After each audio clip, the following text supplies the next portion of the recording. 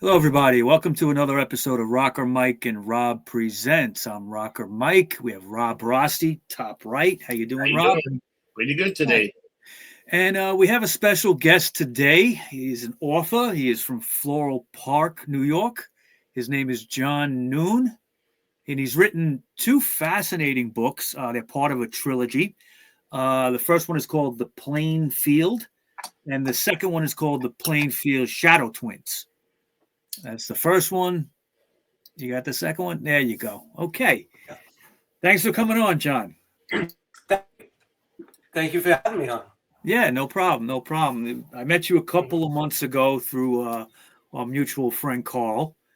Yep. And you had a little book signing there in Floral Park, which is Yeah, I was at the Knights of Columbus, right? Yeah. right, which is your Yeah. hometown. We'll talk about that a little bit. Uh-huh. And I got to say, we have a lot of authors on. Okay, lately been interviewing quite a few authors, and I'm a big reader. I'm always reading something, and I loved your book. Just plain and simple, loved your book. Okay, thank you. It's a very unique blend of horror, comedy, and the Irish mob. Yeah. Okay. Yeah. And a little folklore thrown in. Yeah. Right. And like Indian burial grounds and that, Native American stuff like that. Yeah. It's an easy read. It's very good, very entertaining. It's funny. I can relate to a lot of it. I happen to hang out a lot in Floral Park, you know that. And so a lot of the descriptions you were giving, I'm very familiar with. I was kind of laughing. Sure, all the streets and some of the stores and whatnot. Great streets and stores and you mentioned that there's one part there where there's a funeral home, and you mentioned a bar right next to it, which I could only think might be Arp's Tavern, but I'm not sure. Yeah, that's the actual place. Yeah, I renamed it. Yeah, I renamed it because my dad's favorite drink was Rob Roy. Yes. So yeah. Rob, now you're a bartender. How many Rob Roys do you make? None. Nobody That's an old drink. Yeah, you know what a lot of people drink now is that espresso martini. A lot of espresso martini, a lot of hot toddy now. And Manhattan's made a comeback. Yeah, Manhattan old fashioned. A lot of kids ask for old fashioned. Old fashions. Yeah, that's cool. Yeah. I don't know if the bartenders would know how to make a Rob Roy. Oh, I mean, it's not complicated, but there's just no reason. It used to be a drink that, but not that many people do it no more. It's like somebody came yesterday and asked for a Gibson martini. Uh-huh. You know what Gibson martini is? You just got to put the onions in it, the little onions. Yeah. Uh-huh. That's the only difference, right? That's the only difference. Mm-hmm. Yeah. All right. So you wrote this book. What was the inspiration? What made you write it? This is your first book, right? Yeah. So what made you go down this road, write a book, write about this topic?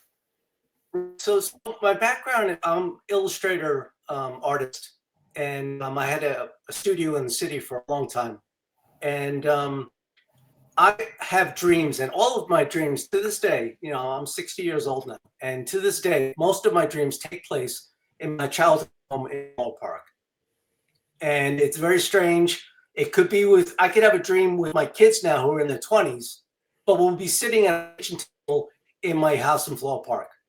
And I don't know what the connection is to that house.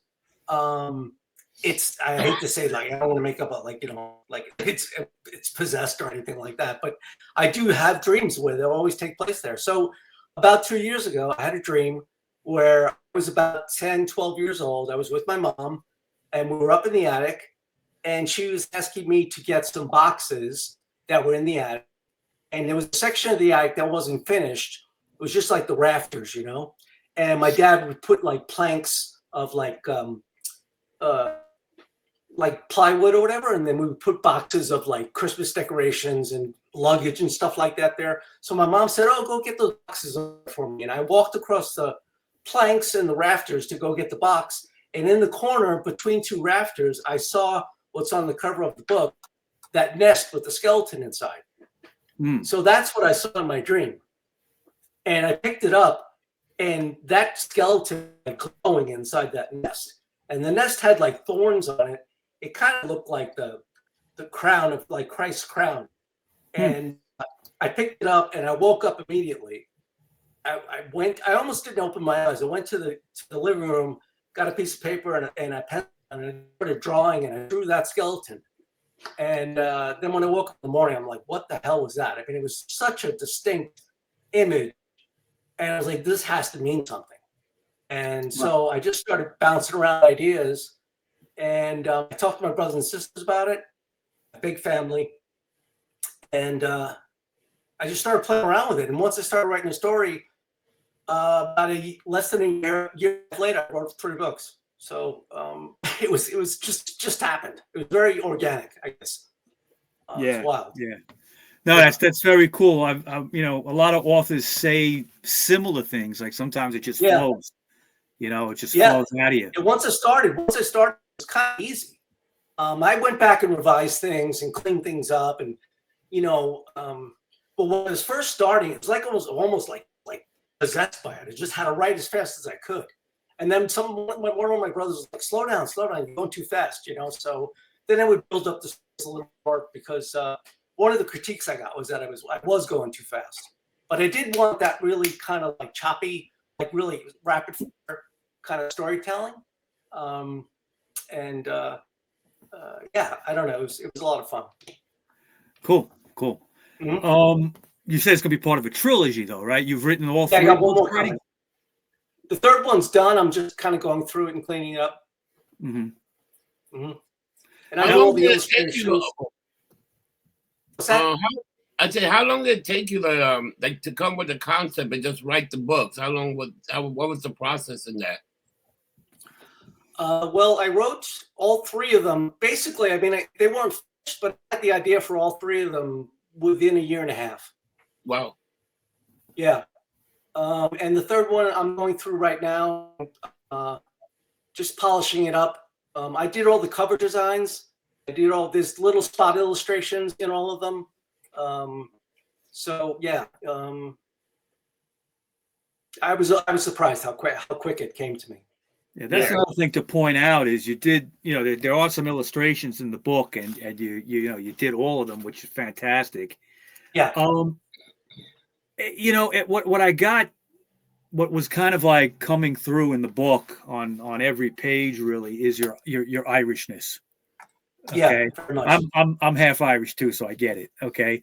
And it's really like, well, it's a very Irish town too. When I was going, it still is. It still is, absolutely. But it's that kind of like, it's hard to explain. Like the Irish sense of humor really flows through the book. Yeah. And it added like this other level of interest to it. I mean, I was curious, what does this all mean? You had like, I don't want to give it all away to the listeners. I'll just tell a couple of things. You basically have like this town, Floral Park, which does exist, but it's built on some kind of like Native American grounds, Algonquin, I think, right? Right. Yeah. And there's these clues. Kind of a little bit of the poltergeist kind of story. Right, like a poltergeist. Like you're buried on there's things buried below there that people are living on top of. Yeah. That the town doesn't know about, right? Right. And then there's these like town secrets and people that have some insight into what it is but don't talk about it. The church plays a big part in the book, some of the priests and the nun and stuff like that. But it really, like that whole like Irishness really flows through the book, and I enjoyed it. I really did. Yeah. And one thing you don't know, it's just like an inside joke. Almost every character in the book is named after like one of my cousins or a friend of mine, or Sister Maureen is a cousin of mine, and O'Brien is another cousin of mine. So, and they are 2 of the like most sort of like I don't want to say raunchy, but like they like tell dirty and stuff like that. Right? So I made them the priest and the nun. Like it's just like a family joke, and everyone was just like, I can't believe you made Maureen and Mike O'Brien like the priest and the nun. So I had fun with that. as a side note, my ex-wife wrote a series of books, horror books called Crimson Kiss series, vampire stories. Oh. And she had a character that was based after me named Jimmy. And it was a guy that, hung out in the bars in the East Village and, knew a lot about music and hung out. Okay. And by the time she wrote the second book, we broke up and she killed me in the book. I was going to have, for the monster, I was going to have my son be sort of right-hand man. And then there's a scene where the right-hand man is killed. And I'm like, I can't write the scene where my son gets killed. No. I was just like, no, I got to change his name. I'm going to have to pick another spot to put my son in. Yeah. Mm-hmm. So it was funny how that happened. Yeah. And some characters ended up being more important than I intended. Right. So I would get some of my brothers and sisters calling me like, why did he have such a good role? I had such a minor role. I was like, well, I don't know. It just worked out that way. What I also enjoyed from a personal level is the son. What was his name? Colin? Connor. Connor. Sorry. Yeah. Connor. He's sitting there. It takes place in the early '80s. So he's got like a Walkman on and he's listening to like the Clash and the Sex Pistols and stuff like that. And I'm like, oh, that's cool. He threw that in there. I got music I like, Yeah. I tried to throw in stuff like that, like mentions of like Crazy Eddies and things like that. It's all like New York references. If you grew up in that period, you would know exactly what I'm talking about. He had the annual T-shirt with the banana on it, and just stuff like that. Yeah, very cool. Very cool. Yeah. How has the book been received so far? Well, I've gotten about 60 reviews on Amazon, and they're all positive. Right. I'm trying to get a bigger audience for it. A lot of the reviews are. I have a big family and a lot of cousins and stuff, so a lot of the reviews are, obviously people I know and stuff like that. So I'm just trying to cast a wider net, if you will. You self-published though, right, John? The first book is Austin Macaulay, if you see on the book. Okay. I had a publisher for the first one. I wasn't really happy with their marketing. I don't really know what is first marketing. They did get it published. It's published and it's in Barnes and Nobles and it's on Amazon and it's available pretty much worldwide. But just communication between me and them was not easy. So I decided with the second one to publish it myself. Okay, that's a very common route that people are going these days with books. Yeah. It's very, very, very expensive and difficult to sell a book. People think like you write a book, it's like you're going to be a millionaire. It's quite the opposite. No, I kind of knew that going in, that this was pretty much a vanity project. And they call it that. They call it vanity publishing. It's just like if you have a project you want to do and you're passionate about it. I didn't go into this thinking I was going to make a ton of money because I was excited about doing it. And, if I break even, that's cool. If I make some money on it, that's great. Just had a lot of fun doing it. If I was you, just based on the first book, I know the second one is out, but I haven't read it yet. Just based on the first book, you should try to pitch this for a movie. That's what I was going to say. I would love to see it. Yeah. I would love to see it as, I thought of like Stranger Days, it kind of has that kind of vibe to me. I don't know if you saw that on which Netflix. movie? No, it was a series called Stranger Days. Oh, Stranger Days. Yeah. Oh, yeah. It has that vibe. That kind of feel because you got the kids and you got like that secret government agency. And you got Stranger Things. Stranger Things. I'm sorry. Yeah, that's what it is. Yeah. So it has that kind of vibe to it to me. Yeah. Takes place in the 80s. I could see it being like a 3-season sort of series. I mean, they'd probably stretch it out to 4 or 5, but would be fine with me. Yeah, you should try. You should try to pitch that. That could be. Yeah, not being from that world or knowing anyone from that world, I don't even know where to start. I'll definitely look into it and see if just mail the book out to some people that maybe would be interested. I know people that do write scripts, so I could possibly reach out for you. I'm serious. I think it would make a great series or a movie. It's funny. It's scary. It's suspenseful in a sense, but it's lighthearted in a way. But then it's also got some twists to it that you go, oh shit, what happened here?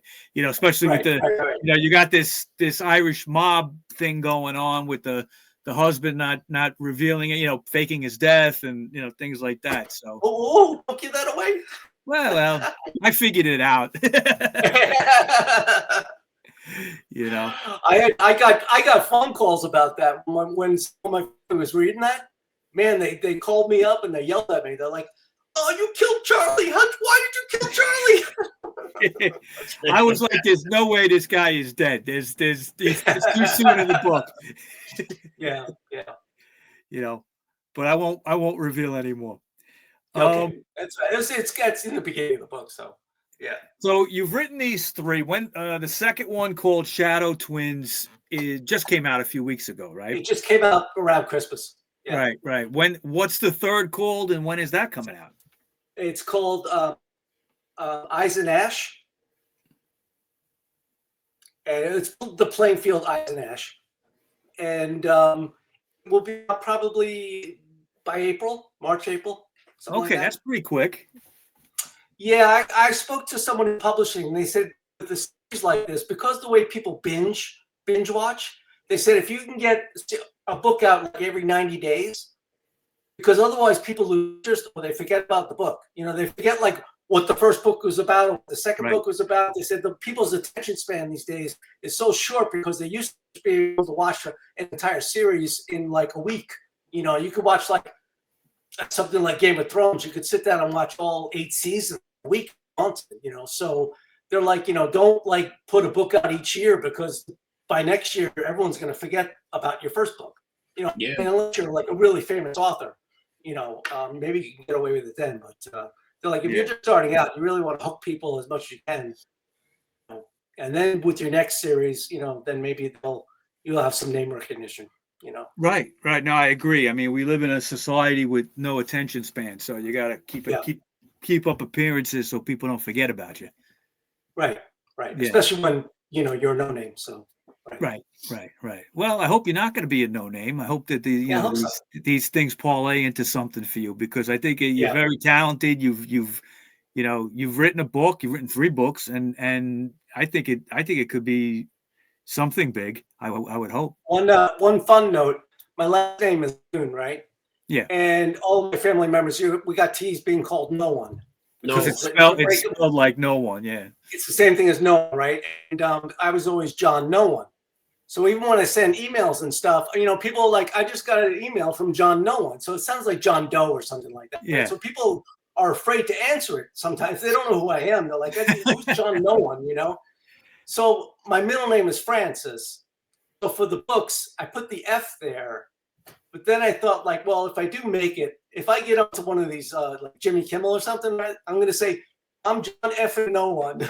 Like, I finally made it. I'm like, here's John F. and No One. I'm just another No One, and I made it. That's funny. I can't wait to say that someday. It was funny typing the name, especially with autopilot, like the auto correction. It kept putting No One. Yes, it'll split it up. Yeah. It's a pain in the ass. I was putting the auto. It is. I do it all the time myself. I got to ask you. It helps because there are a bunch of John Noones even within New York.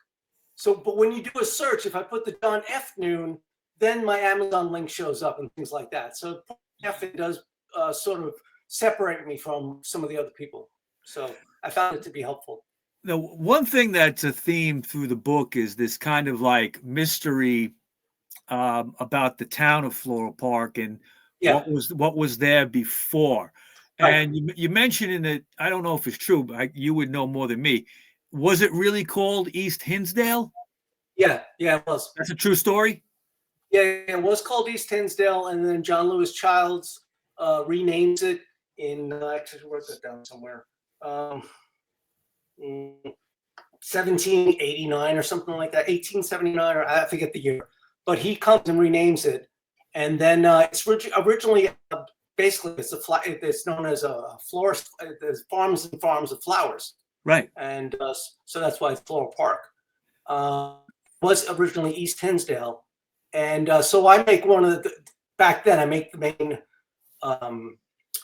evil person, the Reverend Jeremy Hinsdale, and I have this collection of homes there called the Stable, and and that's something where evil happens, and it's kind of starts. That's where the mahogany box comes from, and all of that, Right? And the Dijin, all those sort of folklore stories. Is there any truth to all that? I mean, as far as Floral Park? No. Oh, that's just something you came up with. It was East Hinsdale. Yeah. And the thing with the American Indians, which I found interesting, kind of like the same with like stuff, there isn't a lot of history because no one likes to talk about it. So and people complain about that all the time. But lately, there have been a lot of stories coming out, like what was the one with there's a movie that just came out, Flower Moon. Oh yeah, right. With Nero and So there's movies coming out about what did actually happen to the different American Indian tribes, and it's pretty awful what happened to them. So I just kind of made up a story what happened on Long Island, and then there's a chapter in there where they talk about the Train of Sorrows, where they take the children. Now that actually did happen. I read a story where that happened in Colorado, right, where the missionaries came to the tribes and took all the children, put them on a train, and took them to this Christian boarding school, and basically told the Indians that, like, we're going to educate your children, we're going to teach them English, and we're going to make them basically better people. And the school was called like this Christian School for Savages. Something. I mean, it literally had a name like that. They used the word savage. They came and just took their children. I mean, it was, pretty well when you think about things like that now. But so I kind of used that theme. I don't know if that happened all around or not, but I didn't really think it mattered because things like did happen. So I just kind of like. The way I remember my history growing up with the Indians in this area, in New York City, upstate, and even there were Algonquin tribes. Iroquois, right, were another, and there weren't too many issues. I do remember reading one story. You know the neighborhood in Queens, Maspeth? Yeah. Okay. You know how they get that name? No. Okay, it's the Maspechi Indians.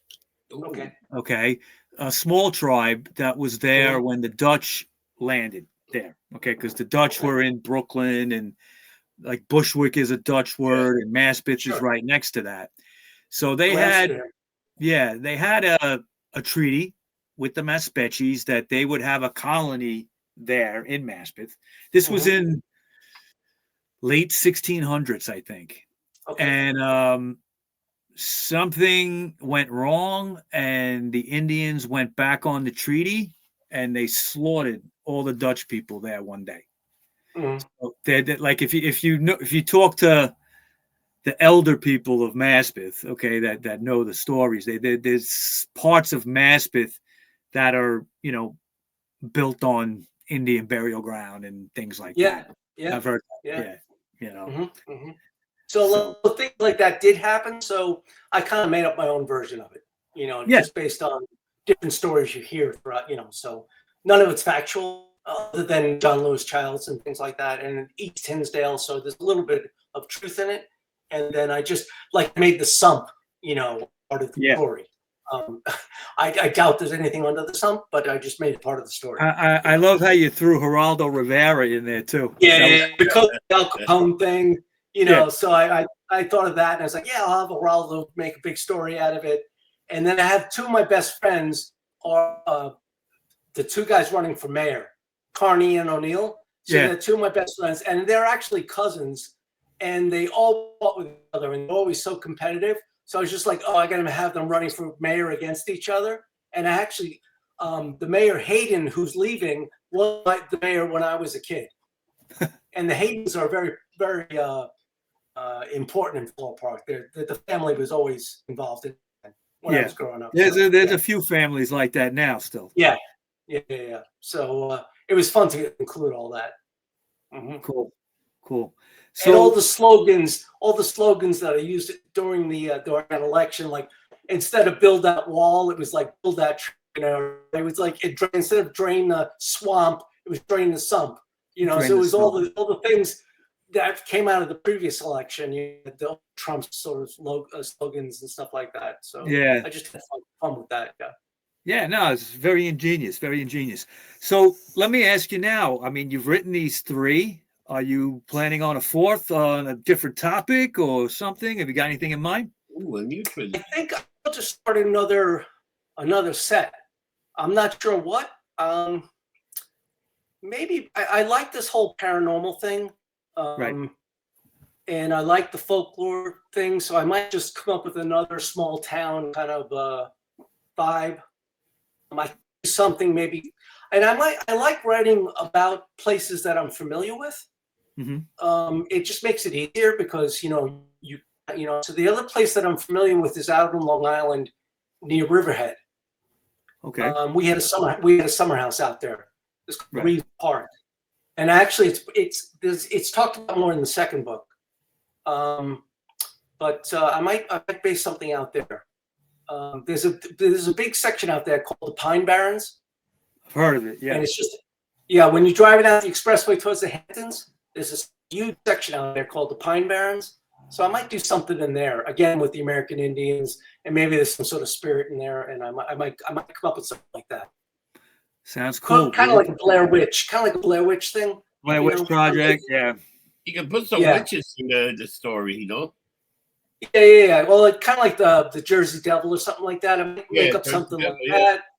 I could have a group of kids they're through there and they find some symbols on a tree or something, and that's an idea I have. Yeah, that's cool. That's cool.